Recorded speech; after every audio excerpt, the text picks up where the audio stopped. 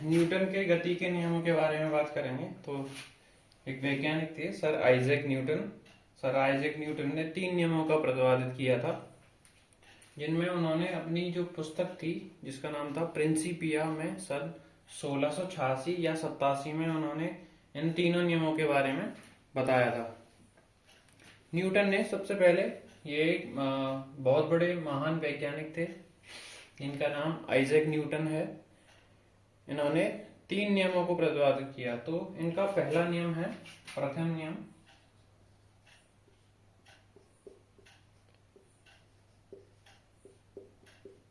प्रथम नियम जो है इसे जड़त्व का नियम भी कहते हैं।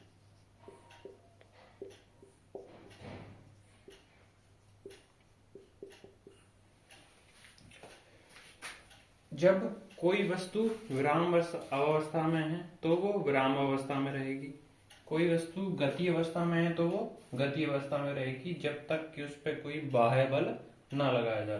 तो जड़त्व का नियम और प्रथम नियम दोनों एक ही हैं। लिखते हैं हम यहाँ पे, जब कोई वस्तु या व्यक्ति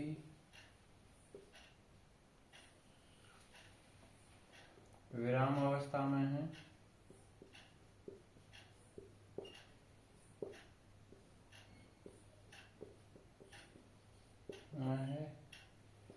तो वह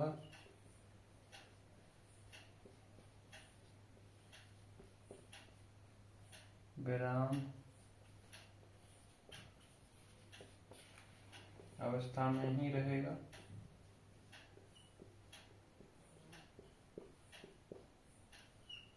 तथा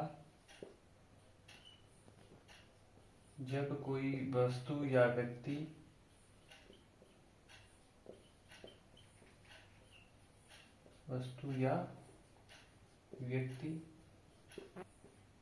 गतिज अवस्था में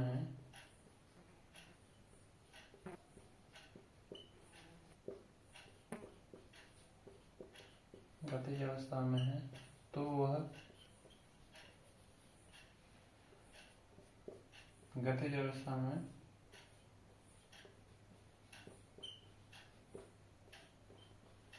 रहेगा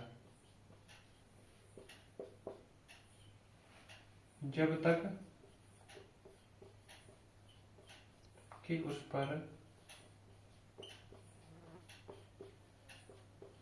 कोई बाह्य बल न लगाया जाए।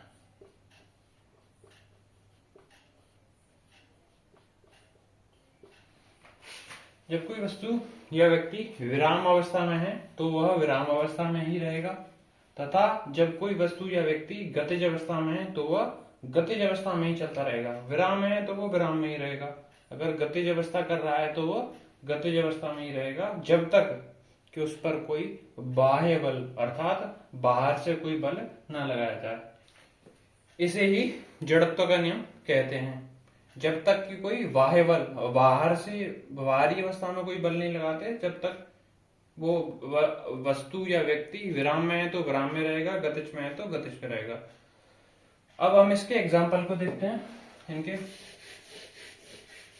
बहुत सारे उदाहरण भी हैं हमारे पास। जैसे कि पहला उदाहरण है एग्जाम्पल, चलती बस में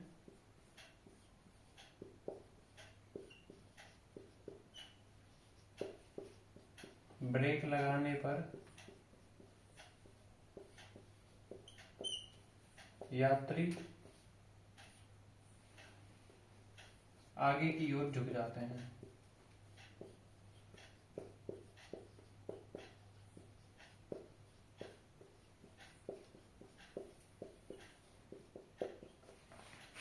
चलती बस में जब ब्रेक लगाते हैं तो जो बस चल के जा रही है और जो यात्री खड़े हैं उनके पैर गतिज अवस्था में हैं, जबकि जैसे ही ब्रेक लगाते हैं तो पैर जो हैं वो गतिज अवस्था में रहना चाहते हैं, जबकि ऊपर वाला जो हिस्सा है शरीर का वह विराम अवस्था में रहना चाहता है। इसी वजह से जैसे ही ड्राइवर ब्रेक लगाते हैं तो हमारे शरीर का हिस्सा आगे की तरफ चला जाता है। दूसरा एग्जाम्पल है, बस जब चलती है तब यात्री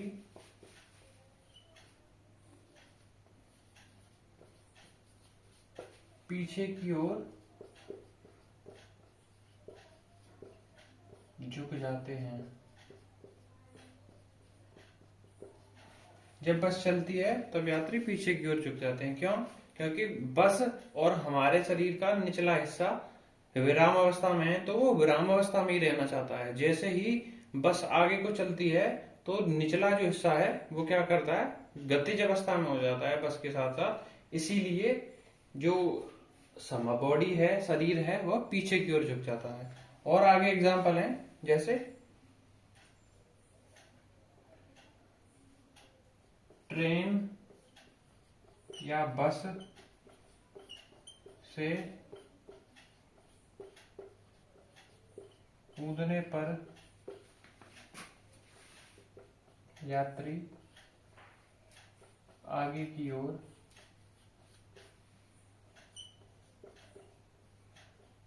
गिर जाते हैं।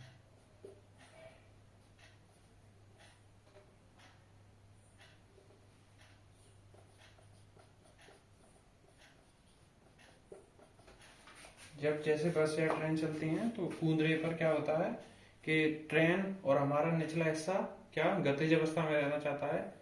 ऊपर वाला हिस्सा जैसे ही ट्रेन से नीचे कूदते हैं तो निचला हिस्सा विराम अवस्था में रह जाता है, जिसके कारण ऊपर वाला हिस्सा गतिज अवस्था में रहना चाहता है। अर्थात इसी के कारण ट्रेन या बस से कूदने पर यात्री आगे की ओर झुक जाते हैं।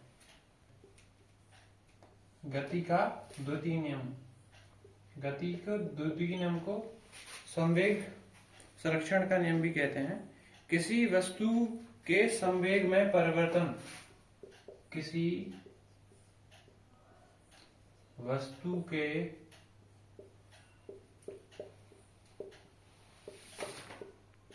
संवेग में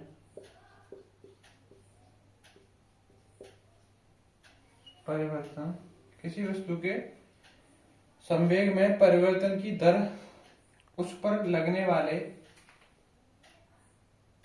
संवेग में परिवर्तन की दर उस पर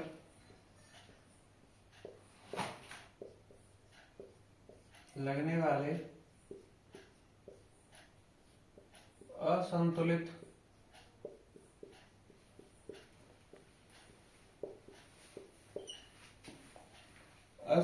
बल की दिशा में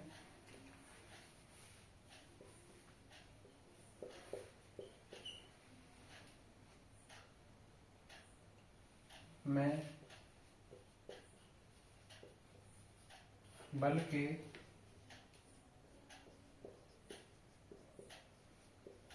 समानुपाती होती है।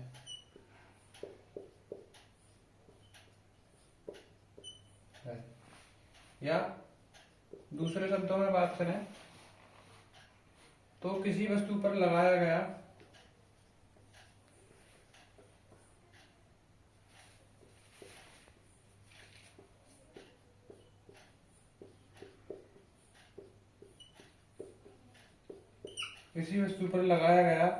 बल उसके संवेग लगाया गया बल उसके संवेग परिवर्तन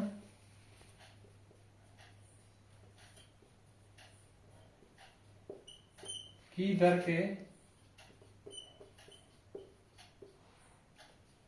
समानुपाती या अनुक्रमानुपाती